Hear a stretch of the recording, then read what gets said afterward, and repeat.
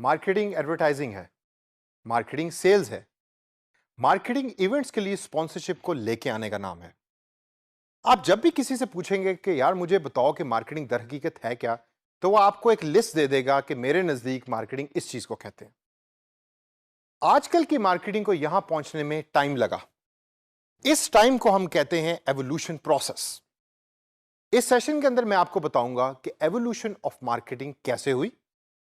Total 7 ऐसे दौर या 7 ऐसे इराज कि जिसके थ्रू मार्केटिंग इस प्रोसेस तक पहुंची, और हम उसकी डिटेल के अंदर जाके एग्जांपल्स के थ्रू लर्न करेंगे कि मार्केटिंग दर हकीकत है क्या या क्या थी इन सब दौरों के अंदर।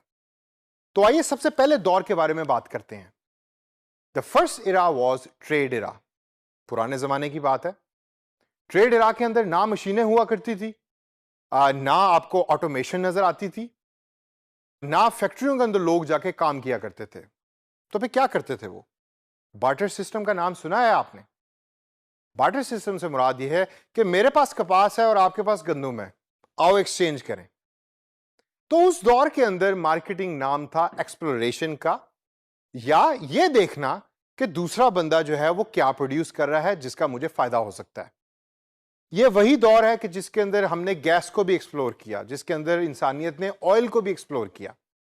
तो उस जमाने में मार्केटिंग एक्सप्लोरेशन को कहते थे। अब आता है दूसरा दौर जिसको हम कहते हैं प्रोडक्शन एरा। इसके बारे में तो आप जानते ही होंगे। यह दौर शुरू हुआ 1860 से लेकर 1910 तक। इसके अंदर फैक्ट्रीज लगी, मशीन्स लगी, लोग फैक्ट्री जाना शुरू हुए। हम अक्सर देखते हैं कि लोग फैक्ट्री में जाकर चिप्स के रैपर्स को पैक कर रहे हैं। यह इसी दौर में हुआ या इस दौर में शुरू हुआ।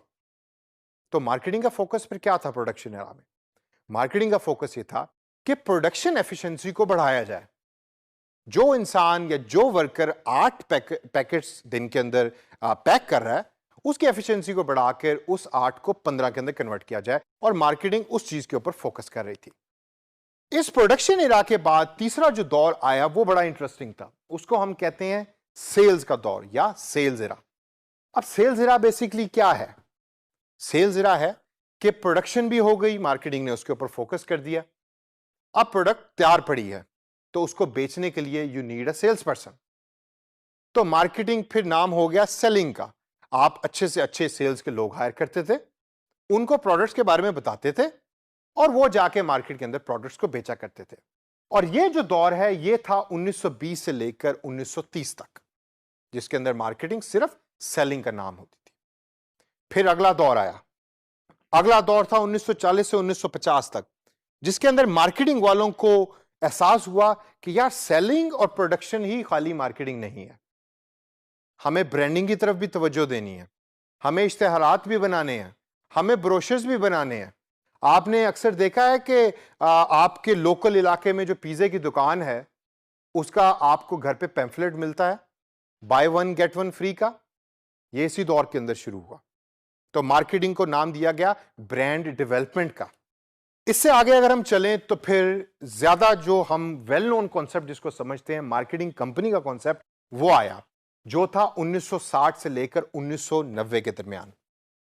इसमें क्या हुआ? इसमें प्रोडक्शन के लोग, सेल्स के लोग और ब्रांड डेवलपमेंट के लोग इकट्ठे एक टेबल पे बैठे और उन्होंने डिसाइड किया कि अगर हमारी कंपनी को बेस्ट प्रॉफिटेबिलिटी चाहिए तो हमें इकट्ठे काम करना पड़ेगा। तो फिर सारी कस्टमर स्ट्रेटजीज जो बनने लगी वो इकट्ठे बैठ के बनने लगी, और hence it is called the marketing company era.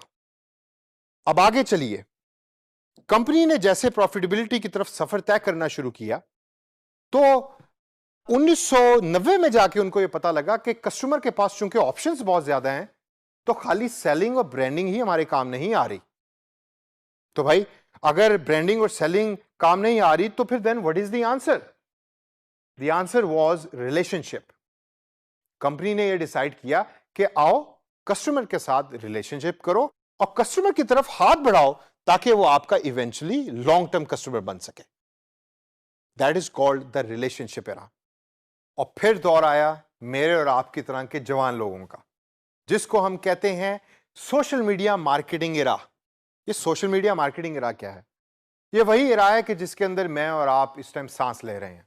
2010 से ऑनवर्ड जब डिजिटल टेक्नोलॉजीज आम हुई तो कंपनीज ने यह देखा कि रिलेशनशिप हमें अब डिजिटाइजेशन की तरफ करना चाहिए, यानी कि कस्टमर ज्यादातर अवेलेबल डिजिटल टेक्नोलॉजीज के ऊपर है, सोशल मीडिया, फेसबुक के ऊपर।